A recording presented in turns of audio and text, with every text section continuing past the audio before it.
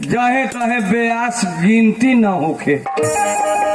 अब हम सोचली कि हम लॉकडाउन में कोनो काम नाच बजाई के तो हनुमान आराधना में फायदा हुई। ब्याह जी के घरे पहुंच गए कि ब्याह जी हमरा के हनुमान आराधना में राखी। हाला करम तो ना ठीक लगी से ब्याह जी हमरो हनुमान आराधना में ले चले। पैसा ना दे हम पेटे पर ले चली।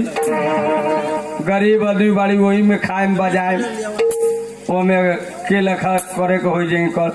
अब ब्याज कही तो चल ननू में मेहनत पड़ते एगो हनुमान जी के डायरी धलिए मंगल मूर्ति मारुति नंदन सकल मंगल मूर्ति नंदन।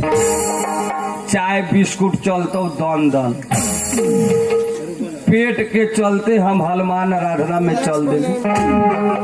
12,000 में ब्याज बांध दिल रहे हनुमान आराधना एगो बनले गांव में। अब जौना गांव में हनुमान आराधना करावे के रहे वही गांव में एगो बनल बाप के बिगड़ल बेटा विदेश से आयल एगो लड़की से लव कर लेला। विदेश के पैसा रहे बीरगंज पथलहिया घेठावड़ा घूमे में मोबाइल किन के देवे रिचार्ज किन के देवे 1.5 लाख रुपया खर्चा कर ले। 1.5 महीना के बाद में अब लड़किया लड़कावा के नंबरवा ब्लैक लिस्ट में हाल दे। वही दिन से छावड़ा लागल अन्न पानी छोड़ के भूखले सही आए मोटा के आए रहे सूख के लकड़ी हो गेल एगो बेटा। अब ओकर बाप मातारी कहे छौड़ा में विदेशी रहे तो ठीक रहे घरे कर पानी न धरता।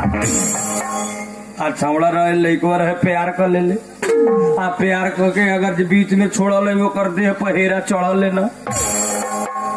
रात भर छौड़ा रात भर ऑनलाइन में सिरहानी मोबाइल धो के रोते रोते मोबाइल भिजा ले उपलब्ध गारंटी छै न।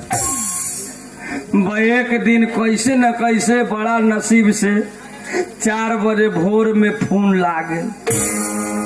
जब लागल तब मजबूरी बस अब लड़किया फोन उठल। अभी लड़कवा मोबाइले में रोइत रहे ओकरा कहे तब तू हम 1.5 लाख जियान करवा दिले प्यार कैले छोड़ दिले। अब तोरा चलते हम जा रहल बड़ी गरफसरी लागे दवाई खाए। बिहान सवेरे हमर लाश देख लिए। अब लड़किया कहता राजा हमर न रुआ काहे मर जेबो। कहता या हम मकई के खेत उरी मिले आओ न तो हम दवाई खा के मर जा।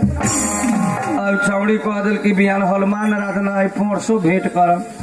अब लड़कवा हनुमान आराधना सुनते रोड में खड़ा रहे हमने इन्हें से 3 गोड़ा चल जाये तो हनुमान आराधना कर। अब चौक पर जाके हमने के रम रमिया उछा धैले बरमोल श्री राम जय राम जय जय राम।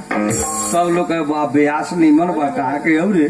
सब लोग बड़ी भरिया 12,000 में आये। अब हमने के देख देखते हमने हारमोनिया सहित पकड़ा गेली। अब लड़को आके ब्याज के गुड़ पकड़ ले हमू गरीब बाड़ी हमरो ले चली। हमरा माया लागल हम कहले ब्याज लॉकडाउन में इहो बौआइले बा बौआइत आगे एकरो के शरण दी चली खतई गतई। हमरा का पता साला प्यार कैले बा। हनुमान आराधना करावे 4 गोड़ा लड़को प्यारवा कैल वाला हम एगो हारमोनिया बजावे वाला ब्याजी एगो ठेकैचा मास्टर ढोलक बजावे ला।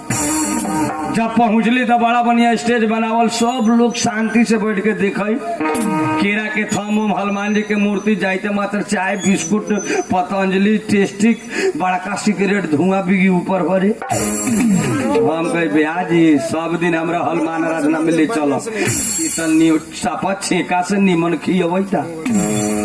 अभी कथी चल आधा पाव टिफिन करबो तब देखिए मिठाई उठाई सब चलतो। दादा हनुमान आराधना 5 बजे से शुरू भई। ब्याज हारमोनिया लेके जब लागल गुंगिया है सब लोग हारमोनिया के आवाज सुनते लोग साफ शांत हो गए कि ब्यास भारी बा। शुरू भइल बड़ा बढ़िया हनुमान जी प्रवचन श्री रामचंद्र भगवान के प्रवचन ब्याज जी कह रहल बा। 5 बजे से शुरू हो गए हनुमान मंगल मूर्ति मारुति नंदन सकलय मंगल मूनति कंदन।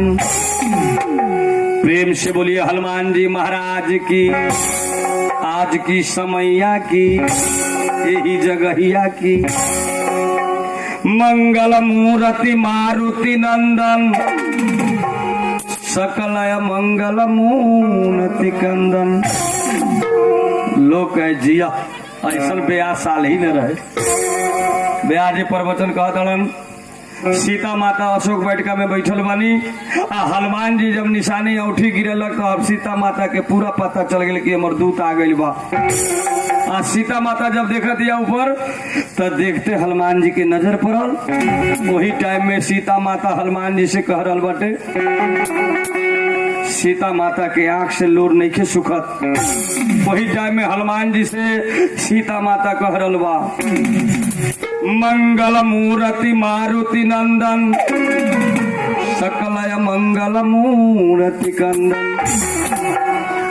कैसन बारे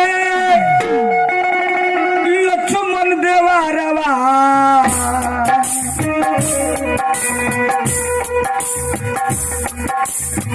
कैसन बारे लक्ष्मण देवारवा, कैसन प्रभु जी मोर उछतनी सियाहु मैया, उछतनी सियाहु मैया, गिरेला नैना वासलो उछतनी सियाहु मैया।